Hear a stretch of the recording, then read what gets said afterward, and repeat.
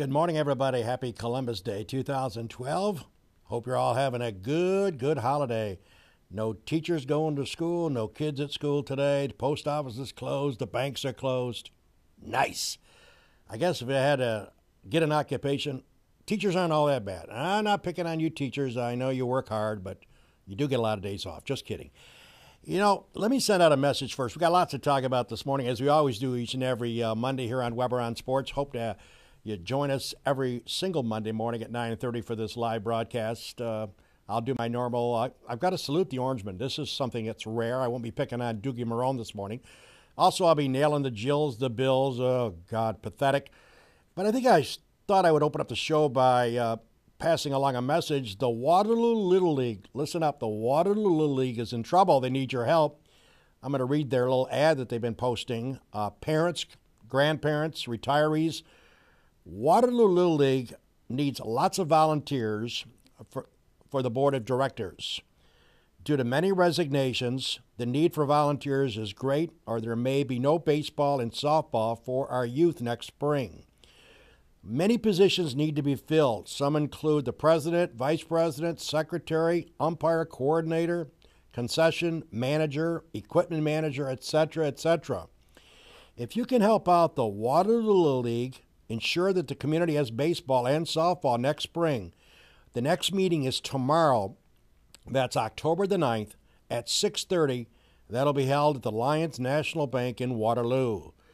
If you're interested in helping out but cannot make the meeting, contact Mike Cap. Mike can be reached at 730-3138 or Mike Shores at 521-2652. Again, the Waterloo Little League needs your help to fill many positions on the board of directors to make that a viable alternative. So please help out if you can, and we wish the two Mikes the best of luck. Again, those numbers, if you can help, Mike Cap, 730-3138, or Mike Shores, 521-2652. Well, you know, as Jim knows, every so often I get on a tangent, which is a big surprise. I'm sure you all think of that. And I get on tangents that have absolutely nothing to do with the world of sports. I guess the name of the show is Weber on Sports, but there are some things that drive me crazy that I use this as a vehicle to just vent from my chest. I don't have any hair on my chest, a little bit, but not a lot. But I get so upset over certain things I need to vent. And this is a good opportunity for me to vent. These political commercials, folks, they get on my nerves. I'm sorry. I know election's not for, another month? I can't take it. I'm tired of seeing Kathy Hochul. I'm tired of it. Sorry, Kathy. I've met her once. I don't care if you win or lose. I'm tired of seeing her face. I'm tired of seeing her ridiculous messages. Likewise, Chris Collins, I'm tired of seeing his messages. Louise Slaughter, give it up, Louise. You've been there 26 years. Adios. I think you've had 14 facelifts, and I think we as taxpayers have paid for it. Goodbye, Louise. Maggie Brooks, I'm tired of seeing her ads. Fred Thompson, has nothing to do with politics, but Fred Thompson, AAG, reverse mortgage. Him and Henry Winkler do these commercials, and I love the way they do it. In the middle of the commercial, they say, I've checked out AAG and reverse mortgages, and I support 200% what they're doing. So I don't own a home, so I'm not going to be applying for a reverse mortgage. Jim does. Maybe he's interested, but he's not 62, so he's not eligible. Him and Kathleen have to wait a few years. My point is, they're only saying that because they're getting paid probably $200,000 to do the commercial. Enough already. I'm getting to the point where I'm going to start muting commercials. And also, I got to tell you, folks, that these political ads are driving me insane. I hope you agree with me. Let's move on to the world of sports. How about Geneva High and that football team, huh? They seem like they win every game by 40, 45 points. Congratulations goes out from Weber on Sports and all of us here at FingerLakes1.com to that roller coaster dominant Geneva High football team. Fantastic. And to all of the area teams that had victorious weekends, kudos to you as well, including our Mynderse Academy Blue Devils, who also posted a W. And it's good for us to say that because we went a few years without saying that Mynderse won ever a football game. It's nice to see that they're posting some W's. Way to go, Academy. And Hobart, how about Hobart Statesman up in Geneva, huh? Undefeated. Another great victory over the weekend. Another dominating performance by the Statesmen from Hobart. We wish them a continuation of their great play. And to my good friend, all you SU fans that know that I'm not a Marrone fan, and I like Syracuse sports. I just didn't like Marrone. I still have my question about Marrone, but I got to give credit. And I've told Jim and Rod Verke, who are tracking Syracuse, because Jim's a graduate and Rod's a big supporter of Marrone. You got to give credit where credit is due. They knocked off Pittsburgh 14-13. If you watch the game, and I did watch most of it, you would have thought Syracuse was going to win by 40. They started off 14-0 before you could say, pass the hot dogs and the relish. But for some odd reason, Pittsburgh scores 13 unanswered, and you had to hold on to deep breath, hold on to your waist and your leg, hoping you could pull that one out. They did. And kudos to the defense of Syracuse. When Pittsburgh was trying to move downfield, their defensive ends and their defensive tackles made outstanding plays. Give credit where credit is due. That was a win that I had Syracuse circled for. I thought they would beat Pittsburgh. It was a nail-biter, but it's a win. A win is a win is a win. Next up, however, I have as a loss for Syracuse. And that's when they go to Rutgers this coming weekend in New Jersey.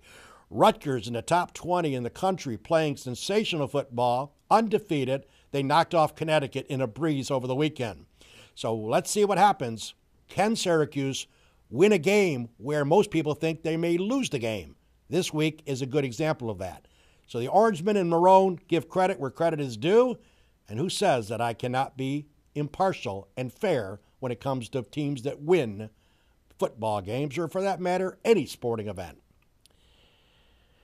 How about the Irish of Notre Dame? And, you know, I must tell you that I am of the opinion that Miami's not much of a football team. They're very undisciplined. They kind of have no clue what they're doing with the football. I think they just wing it downfield for the heck of it. And you kind of had a hunch when you watch that game. We were, of course, myself and Jim were at a spectacular event, which we'll talk about in a few minutes, the Hall of Fame induction ceremonies at the college, New York Chiropractic College. But you know what? When it was 35 or 40 degrees in Chicago on a Saturday night, game time, 7 o'clock, Miami's not used to that kind of weather. No, not really, not really. And it showed. Notre Dame was dominating. I think they won 41-3 or something ridiculous score. But the key here is Notre Dame goes to 7th in the country in the latest polls. So keep an eye on the Irish. With their schedule, if they're able to run the table, they could be in the hunt in the national title conversation. They got to run the table to do that, but they got a shot. So Notre Dame with another impressive week. By the way, I like to keep you folks updated on certain stats and certain bizarre moments, and we have a bunch of them to talk about this morning. This past weekend, first time, folks, you college football fans, first time since 2008 that 3 top 5 teams were all defeated on the same day. Florida State shockingly gets upset by North Carolina State. LSU gets beat by Florida 14-6. And Georgia gets romped on by Steve Spurrier and the South Carolina Gamecocks. First time since 2008 that has occurred. Let's switch my attention to the world of baseball. I have a Gagorama club, which I call it, the Weber Gagorama, when you get the apple. Think about the Texas Rangers baseball team. Think about it for a second. Have a sip of coffee and I'll explain to you where I'm going with this. The Texas Rangers had first place in the American League West for 182 days straight in this past baseball season. At one time, the Rangers led the AL West by 13 games. We all know they got swept by Oakland in the final 3 games at Oakland to finish the season. That put Texas in a 1-game playoff. They lost. See ya. So can you imagine how Ron Washington and all of the people connected to the Rangers got to feel about Gagorama City? They now join my illustrious club of people that just couldn't hang on. And the Rangers are a good example. Led all year, basically, 13-game lead, only to have the 1-game wild card and be eliminated. What are you going to do? That's the world of sports. Well, let's talk about the playoff update so far, as they are underway, obviously. The Tigers appear to be playing games with the A's. Speaking of the A's, the Tigers win the first 2 games. Now they go out to Oakland. They will play game 3. All they've got to win is 1 out of 3. I like the Tigers' chances of advancing. Well, the Yankees opened up last night on Sunday night against their good old buddies, the Baltimore Orioles. And, of course, we had a 2.5-hour rain delay. And it was a 2-2 ball game to the top of the 9th. Russell Martin breaks the tie with a climatic home run. The Yankees had 4 more. They coast to a victory behind CC Sabathia, final 7-2. What's important is to note the Yankees draw blood. Best out of 5. They win the first game in Baltimore. Game 2 tonight, 8 o'clock on TBS. Check it out, 8 o'clock tonight. Yankees 1-game lead in that series. Important, though, they won in Baltimore. And by the way, one comment on Russell Martin. I know he's batting around 200, but he's played one hell of a position as catcher. He's thrown a lot of people out at second base. He's a gamer catcher. And I know his batting was the big talk of the Daily News and the Post this year in the sports section. At one time, I think he was batting $175. But let me give you something to think about while you're having your Cheerios checking out the dog on a Monday Weber on Sports. Think about this. They got to think deep. Who has been more valuable to the Yankees these last 30 days? Alex, I'm making $28 million a year, Rodriguez, or Russell, I'm making $1 million a year, Martin? Answer B. Russell Martin has had more key, more dynamic hits in the clutch than the overpaid, ridiculous A-Rod. And as I tell you about A-Rod, his form continues, doesn't it? Last night, strike 3 call, or swing and a miss, strike 3. That's what you get from A-Rod. I'm sorry, he's not worth $28 the way he's hitting the baseball. And don't tell me about an occasional base hit up the middle. I don't want to hear that. He's third in the lineup for a reason. They're paying him $28 million to hit home runs. A-Rod, Gagarama. We need to see some explosion from that guy, as he has really been a disappointment if you're a Yankee fan. Let's continue. The Cards are in a little bit of a hole. I'm sure Ansafadini's got his concerns early in that series. Washington in St. Louis takes a 1-game to none lead in the best of 5. And Cincy, my buddy Mike French from Waterloo, got to be dancing going down to Waterloo today as his Reds out in San Francisco do something when nobody in the world thought it could happen. They take the first 2 from San Fran in San Fran. That series, baby, is history. No way can San Fran beat Cincy 3 straight when they head back east. So there's a rundown on the playoffs. It'll be interesting as the games continue. I was talking to Jimmy before we went on the air this morning. Miguel Cabrera, fantastic. Our first Triple Crown winner since 1967, some 45 years when it was done by Carl Yastrzemski. Fantastic. And I know that Mike Trout's had a wonderful year, but there's some discussion, some disagreement of who should be voted MVP in the American League. I guess where I come from, and I know I come from Lions, and I come from Seneca Falls, and I have the mentality of a frog on many occasions, but I don't know how you can vote against Cabrera of not being the MVP likewise. The guy's won the Triple Crown. The Tigers are in the hunt to go to the World Series. How do you not give that award to Miguel Cabrera as well? Be interested to see how the vote turns out. Let me put it this way. I'm very seldom silent, but I think I would be speechless if Cabrera is not voted MVP. Well, you know, we got to go do some racing, don't we? Let's go to Talladega. You know, when I was at Gould's Pumps, I had the chance to visit the Talladega racetrack on a couple of occasions because Dennis Coggins, our vice president of sales, would have regional meetings in the area, and we would go there and have hospitality for our customers. And every time I was there, I used to think, my God, these cars are driving over 200 miles an hour, and what is the distance between each car? About that much? And sometimes they're right on the bumper. And I often thought, my God, is that not an accident ready to happen? And there were pileups, and I used to say to myself, That's not racing, and I'm not a racing purist, as Dick Marshall will be the first to tell you.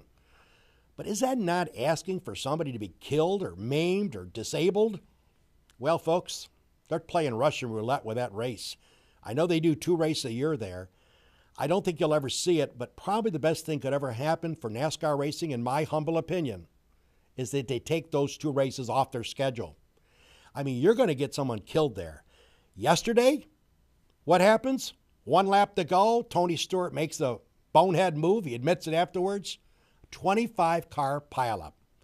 Did you see Stewart's car go up in the air? Did you see some of those cars banging up against the wall?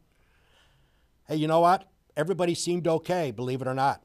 25 cars were mangled up, but the 25 drivers survived it. How long are you going to play Russian roulette? Are we going to have another Dale Earnhardt Sr.? Remember, he hit the wall and we never thought he was seriously injured and he ended up dying? I'm telling you, folks, mark my word, something's going to happen, and it's going to be a bad scene for NASCAR racing if they continue to go to Talladega. I don't know what they can do to change the format of the race or do something with those cars, but anytime you got cars this far apart doing 200-plus miles an hour, it's a recipe for disaster. And oh, by the way, no Danica update to bring you. So the Omens don't have to pay this week. They don't have to give you the update on Danica Patrick. Where was she? She was behind the cosmetic counter at the nearby Kohl's department stores, where she belongs. Let me talk about some big racing down in Syracuse. Dirt weekend, big doings at the racing scene at the New York State Fairgrounds. A lot of rain, a lot of miserable weather. Kudos goes out to the 31st lap crew that works here for FingerLex1.com, Chris Marquardt and his team. I don't know, they did 6 or 7 remotes over the weekend. Fantastic job by Chris and his team, covering all the action under unbelievable, miserable conditions. The winner, Brett Hearn. Brett Hearn, the winner, not bad. 113 laps, rain shortened, picks up $50,000. And oh, by the way, we had a couple of local race drivers do very well, finishing second from Waterloo, New York, an outstanding driver, Matt Shepard. Congratulations to Matt from Weber on Sports. And finishing fourth, Justin Hares, who resides in Phelps, New York. So it was a miserable weekend for racing, but they got it in. But congratulations goes out, Brad Hearn, your victor, but also kudos to our local guys, namely Matt Shepard, Waterloo, and Justin Hares out of Phelps, New York. You know what? I'd be racing a car in a miserable rainstorm if I was going to pick up $50,000 at the end of the rainstorm. We got a rainstorm. We got more to talk about here on Weber on Sports. Good to be with you on a Columbus Day 2012. Now let's take time out and pay homage to our great sponsors that make this show possible.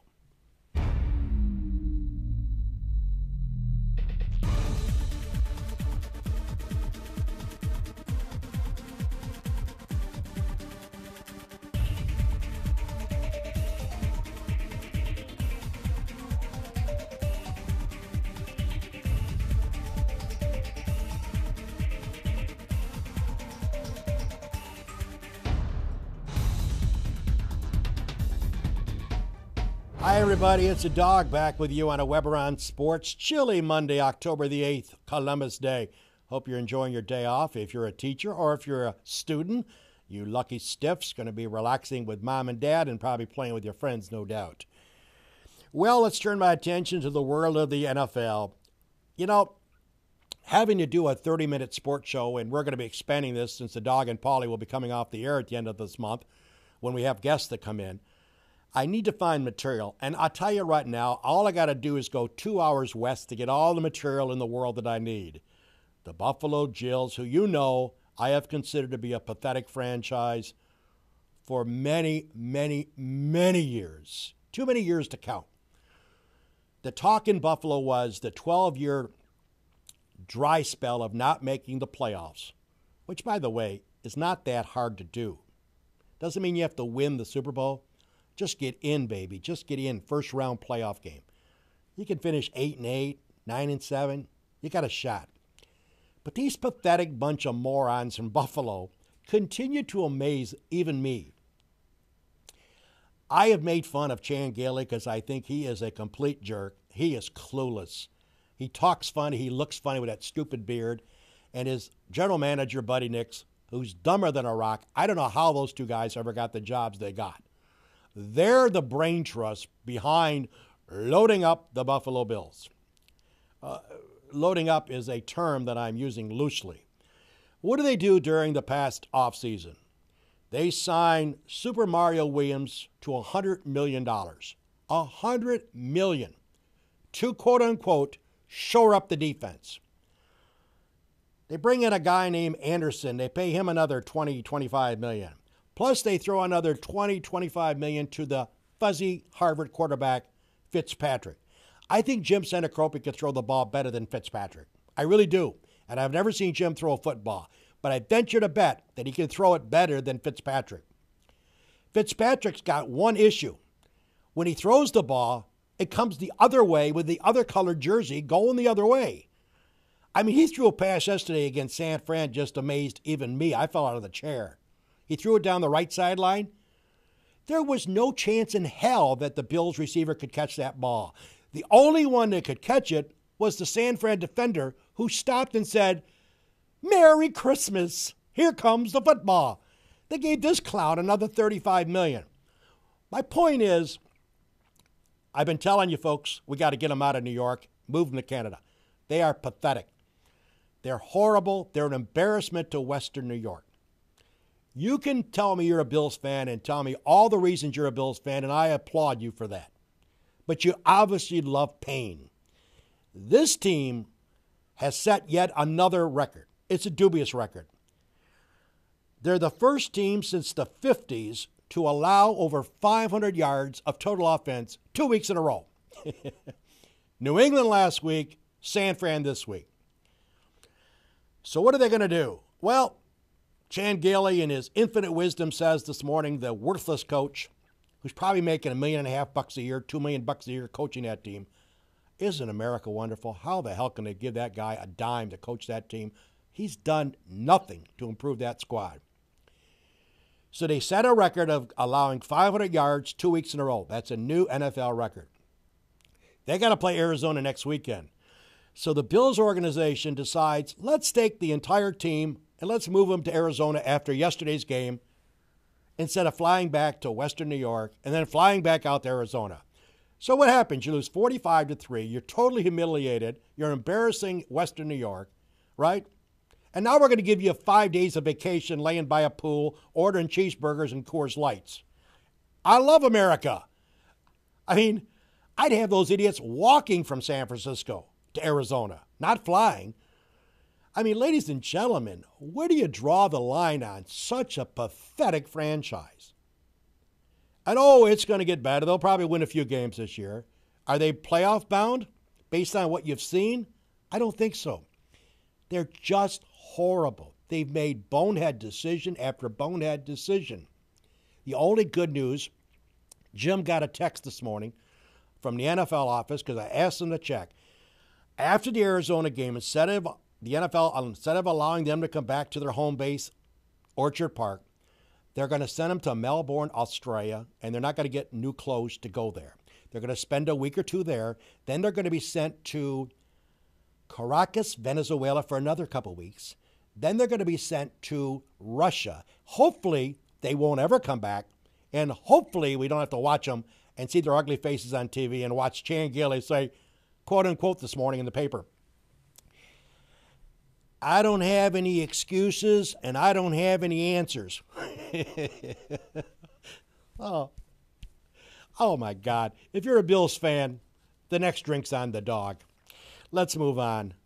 You know, I was telling Jim, I love things that are bizarre, and guess what? Drew Brees trying to break Johnny Unitas' record that's been intact since 1963.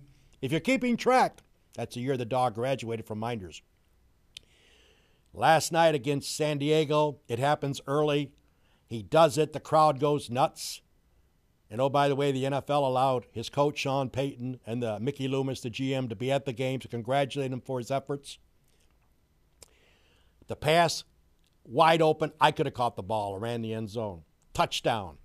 Number 48. Breaks the NFL record that's been intact since 63. Okay? Almost 50 years that record's been intact. Did you figure something out here? And I was telling Jimmy he didn't pick up on it.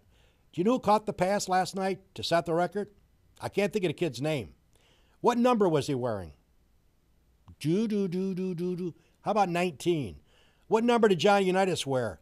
19. What? Can't make this stuff up. Check it out when you watch the replay on ESPN today 1,000 times. Check who caught the ball. And again, I apologize. I don't know the receiver's name. But check his number. 19. Whose record did he break? Johnny U. What did he wear? 19. Again, folks, to me, somewhat bizarre. How about the Giants, huh? They toyed around with Cleveland, a mistake on the lake, trailing 14-0. Not to worry, that's why you play 4 quarters. The Giants come back, and they covered, by the way. They won by some 14 points. Let's continue. The world of golf. Let's switch over and talk about the PGA. This is the fall funny season, they call it. They're still paying first place money. Ryan Moore wins that tournament, picks up $810,000. There's 3 more tournaments before the year comes to an end. Ryan Moore wins $800,000, and you got to say, hey, congratulations to Ryan Moore. He's a Las Vegas guy anyways. He's based in Las Vegas, so that was like a home field for him. Excuse me. The other thing is it marijuana, is it cocaine, or is it just alcohol? What makes John Daly tick, or what makes John Daly not tick? The colorful golfer who gets paid to wear those crazy colored slacks and those crazy shirts. John Daly. Yeah, John Daly won the PGA. John Daly won the British Open. John's been on tough sledding. But John Daly was like 132nd in the money standings, and he was like tied for 5th after 2 rounds. He shot a 63. That's 8 under if you're keeping score. They were talking about him on Golf Central that his putting is coming back. He's making a lot of putts. So I was kind of excited to see how he was going to do in round 3 and round 4. Saturday, we were, of course, at another event for me and Jim covering for Finger Lakes 1, and I got home late, and I watched a replay, and they were talking about John Daly having one of those rounds. 86! Now, ladies and gentlemen, I've been to Vegas several times, been with Mary, been out there for many sales meetings. Vegas is a funny city. You can see Vegas and play golf in 85-degree weather with 0 wind. You can get up the next morning if you're on a golf trip with friends, and the wind could be blowing 45 miles an hour. It's weird how that works out in Vegas. One day, no wind. Next day, you can't barely stand on the tee. I thought, wow, the winds must have picked up. They must have been blowing over 40. Guess what? There was no wind.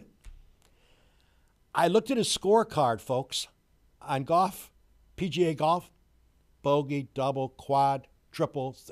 What? I asked the question, and I'm being sincere. Jim's a lot better golfer than I am. How do you shoot 63 with no wind and come back the next day and shoot 23 shots higher with no wind? How does that happen? How do you shoot 63, which is 8 under, okay? You come back the next day, no wind, and you shoot 86. There's only one way to describe this. John has been rumored to do a little bit of this. We all know he likes to smoke. I don't know what's in those cigarettes. There's got to be more than just tobacco. There's got to be. Or he had to get up in the morning and drink 7 cases of beer and 4 bottles of scotch.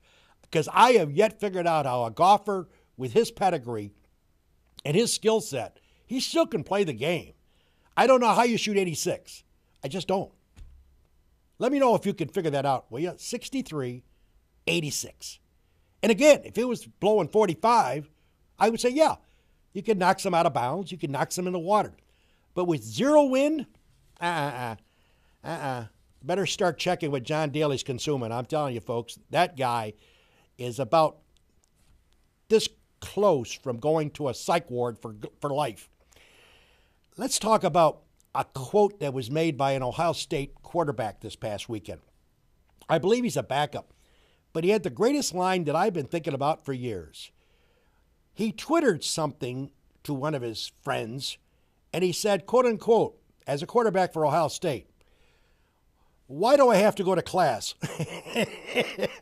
You know, I've been following sports since I was 7, so I've been covering sports in my own mind for 60 years. And I've often wondered, and Jim, a Syracuse guy, can appreciate this. I have to be honest, I wondered why we have to have our athletes go to school anyways. I mean, really, I'm sorry. Most people who can make it in the world of football or basketball or baseball or lacrosse, the degree's nice, but you're going to go into making money professionally doing something.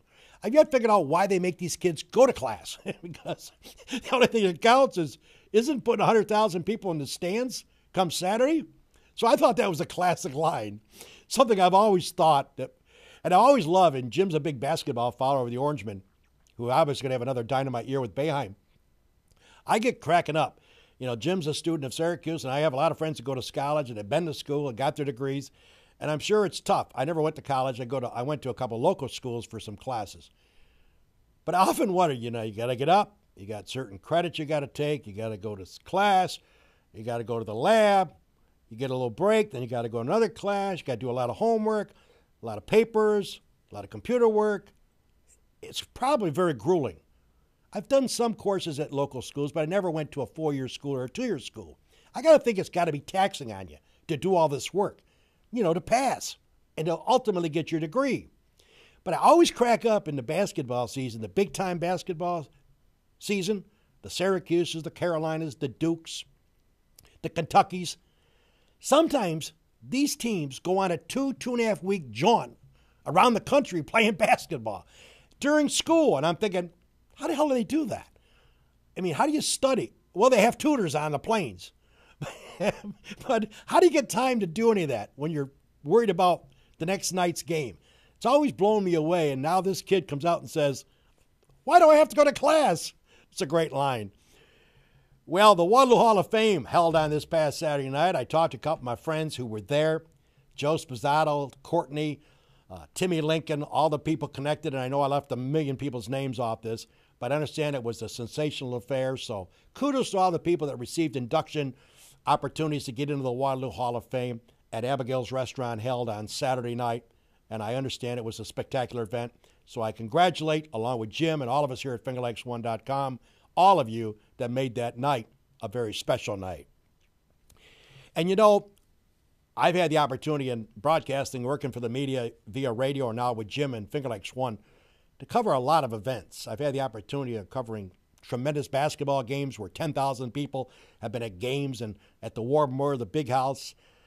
I've had the opportunity to MC a lot of major sporting events, a lot of big banquets over my career. But I got to tell you something. I was asked by Jim, we were discussing doing a special broadcast from the Mynderse Hall of Fame affair held this past Saturday night at the New York Chiropractic College. Because of scheduling conflicts, I wasn't able to make it for the first two. This is their third year. Of course, Mynderse, I graduated along with Jim, both from there. And I was curious, you know, our assignment was to come and cover it. I was going to do interviews in the hallway, talk to some of the inductees, and whoever else I could wrestle up. We did that. Jim was shooting all of the main stuff at the podium, all of the, you know, introductions, and of course the people coming up on stage doing their welcoming and thanking everybody for being inducted in the Hall of Fame and telling us about themselves and why they're so honored to be a member of that great organization, that very small class, since this is only the third year. So I had no clue what to expect. But I arrived at New York Chiropractic College this past Saturday, about 5:15. And from getting in there to seeing the welcoming table and the great smiles from the ladies that were greeting you, to see the bar set up, you could get yourself a beverage, go upstairs, check out the hors d'oeuvres, well done, mingle with all of your friends that you haven't seen in many, many years, mingle and talk to all of the past inductees for the last 2 years, which I have not been a part of, and I've not seen these people for 30, 35 years, and then to meet the new inductees that I haven't seen in 30 to 40 years. To me, and I'm really talking about this from my heart, it was a special, special evening. And I think Jim agrees with me. We were thrilled to be there to cover it for FingerLakes1.com. We have had a great feedback so far, and I'm asking you two things. If you weren't there Saturday night and you want to see the ceremony, including my interviews, go into fingerlikes1.com on Jim's homepage. You'll be able to click on and be able to review that entire proceeding from start to finish. It's about 2.5 hours in length, but it's worth a view. It is fabulous. The college did a spectacular job. They talk about real estate, one word, location, location, location. In my judgment, the New York Chiropractic College is the ultimate destination to host an event like this. They have the expansive space. They have Amy and her great staff doing the catering. It was just spectacular. You mingle around with your friends. They went in to have the dinner set up, 2 feeding lines to move along the night. You go downstairs to the beautiful Delavan Theater, the videos on the big screen. Everything went really, really spectacular. So for me, and I'm a tough critic, on a scale of 1 to 10, I give Rod Verke and his committee a 15. That's how impressed I was. And believe me, folks, even if you're watching me now and you have friends and you were there this past Saturday night, please come back every year. And if you weren't a graduate of Mynderse Academy and you live in the town of Seneca Falls or wherever you're checking me out, come into Seneca Falls, get down to the college. Tickets are reasonable. It's a spectacular night. And it brought some tears to my eyes to watch some of those people speak from the heart how impressed they were to be considered to be inducted. And again, they're taking baby steps because this is only the Mynderse Academy's 3rd induction ceremony. Let me do it. 2 thumbs up. Fabulous job, and I definitely will not miss it in the near future. By the way, Dog and Paulie coming up this Wednesday. I won't be here for the show the next 2 Wednesdays because I'm tied up elsewhere, but Jim and Paulie will come up with some ideas to make your occasion to watch them very informative. They'll come up with something to have some fun with you. I'll be back on the 24th, and then, of course, we'll wrap up the show. Our final show will be the 31st, which is Halloween. Again, the reason we're getting off the air for the Dog and Paulie, it has to do with my schedule. I'm unable to commit to doing this show on a weekly basis, and certainly Paul was willing to accept that, and I was asking Paul to consider maybe getting another sidekick. Jimmy's got some things in the back of his mind to resurrecting maybe some new personalities to come in here to do that type of a show, so stay tuned. But again, I will be off the air as of the 31st of October. It's been fun. We've done 62 of these shows. We've had tremendous amount of guests come in, and those memories will always stick with me. But the other part of the news is, even though the Dog and Paulie will be going away, this show that you're checking out right now, when we have guests and when we have baseball players or managers or I don't care what the topic is, we will expand the show another 30 minutes to afford that opportunity on this show. So basically what I'm doing is condensing 2 shows into 1 when applicable. So take care, everybody. It's always a slice having you with us. Thanks to our great sponsors. And again, kudos to the Waterloo Hall of Fame for doing a great job, and excellent 4 stars to the Mynderse Academy Hall of Fame. Both you did fabulous, fabulous efforts. That's a look at sports and a commentary my way.